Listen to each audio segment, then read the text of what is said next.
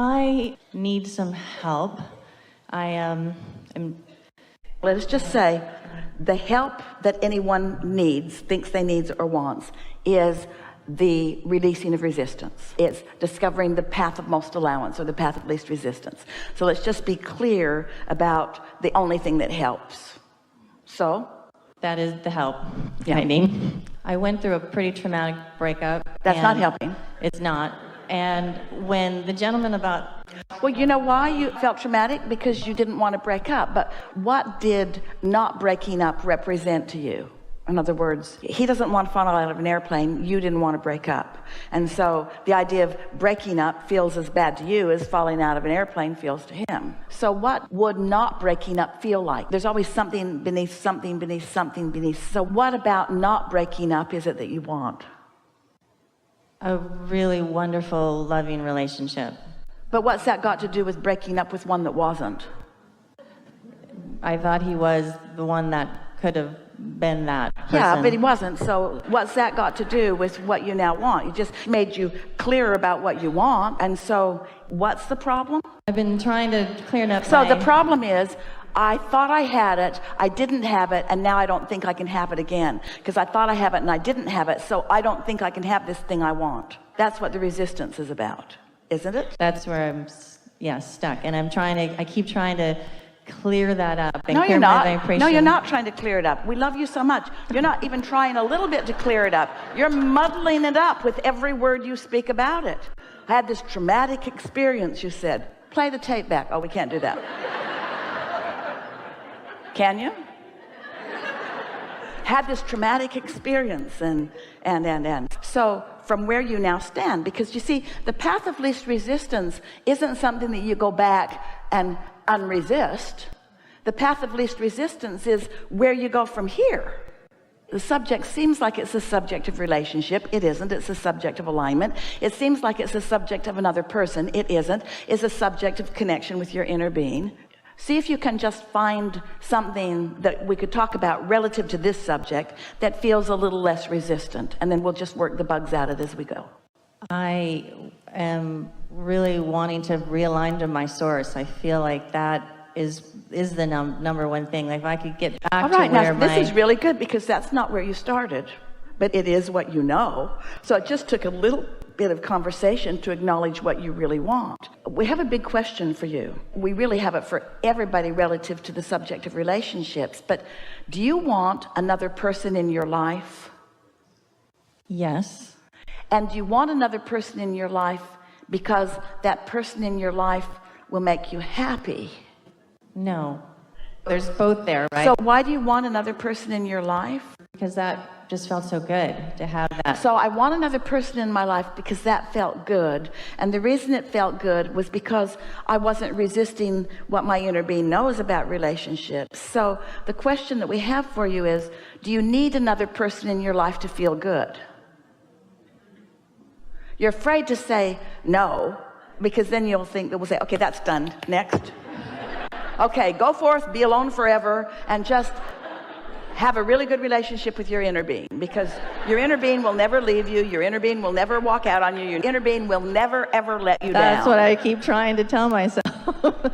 Is this the subject of relationship, like with a person? Or is this the subject of relationship with a person is conducive to me being in alignment with my inner being, and it's easier for me to be happy when I'm in love with someone who's in love with me, so that feels like the path of least resistance to me.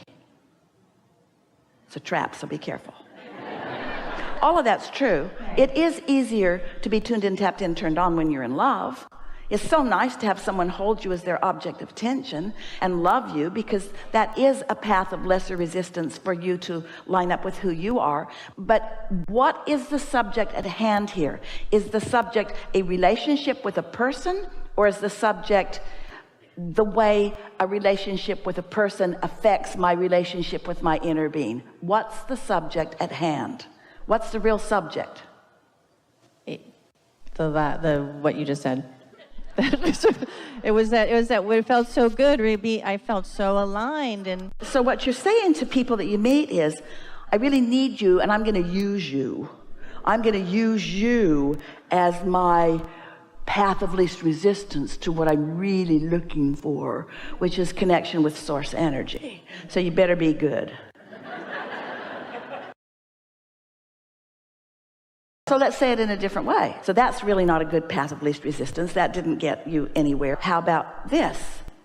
I so love being in alignment with my inner being, and I'm getting better and better and better at it.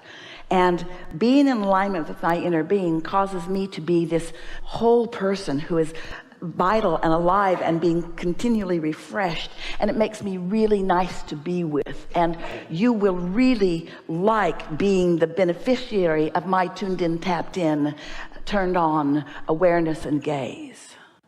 So now you're going about the relationship from the real way. I want someone to love because loving feels so good. And I have these infinite resources of love flowing through me. And so to have an object of attention to love is just the best thing. And you don't even need to be lovable. That's how good I am at being tuned in, tapped in, turned on. I'm just looking for an object of attention to love. And I have requirements. There's things that I've gathered along my physical trail that are really appealing to me. I'm not saying that I don't want something specific. I do. But the real factors, the real thing that's going on here is that I know what it feels like to be tuned in and be giving my attention to someone. And when I'm tuned in, I love having someone to give my attention to. That's a whole different thing, isn't it? And can you feel how different it feels and how in control of that you feel?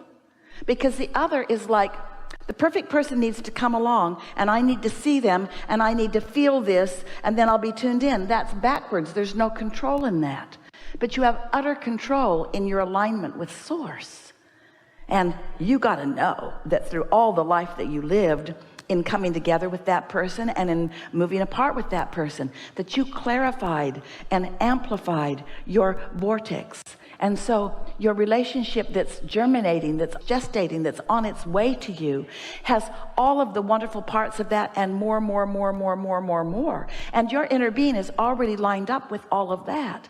So doesn't it follow that when you do whatever you do to get tuned in, tapped in, turned on, so that you're in that receiving mode, so that the daydream can play across your mind and the impulses can come to you, doesn't it feel perfectly logical to you that that's the path of least resistance that will lead you to all of that? And does the old relationship have anything to do with that other than it provided valuable information that made what's coming even more significantly wonderful for you? Yeah. So did this conversation help in taking the sting out of that? Did it take a feeling of loss away? I didn't lose anything. This relationship was the bouncing off place where I gained so much more. And most important, this was never the subject of relationship. This was always the subject of my alignment with who I am, and then a relationship, and then other things. Yes?